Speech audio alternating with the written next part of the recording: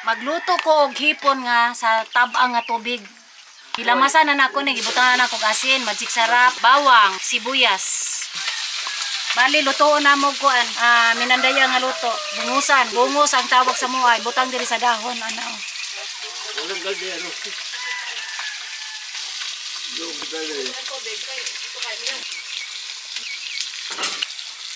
Mura gud siya gihimo og suman. Dingin-dingin siya pagkahuman, talian ang tumoy. Ang isig ka tumoy niya. Tapos ang himuon na mo ani kay sugba.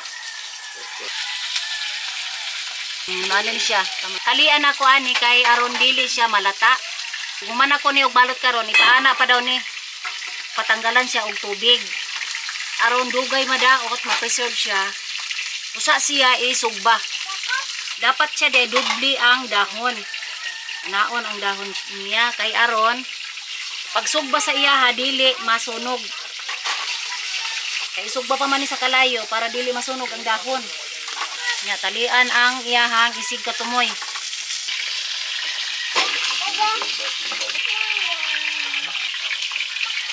Mo ning giingon ani na mo pagtali kay ana pa na siya daw ana oh. Para madrin ang tubig. Usa siya isugba. Nagawas na iyahang mga tubig.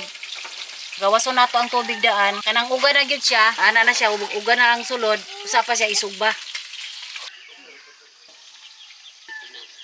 Ingon ani di ay ni siya before siya ibalot atong itik, maniyon siya. Bali isugba ni siya bay kay aron dili siya magisi. Kuan na gani ingon ani na green na kaayo. Ibig sabihin hindi na magisi, atirot lang. Ay, hawad man ko ani mga langga no kay kan maugod niya akong baunan sa una. Tina lang ang mga bata karon.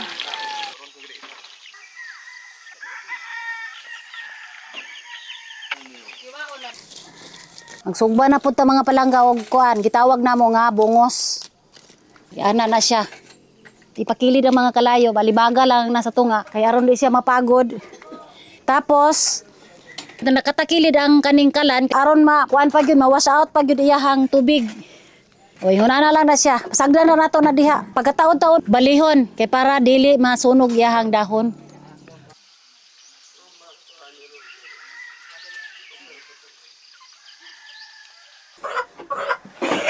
Tistingan nato ang bungos. Tilawan natin. Muta oy. Ami oy. Humuta oy. Tubila nato ning red horse. Abrihimar.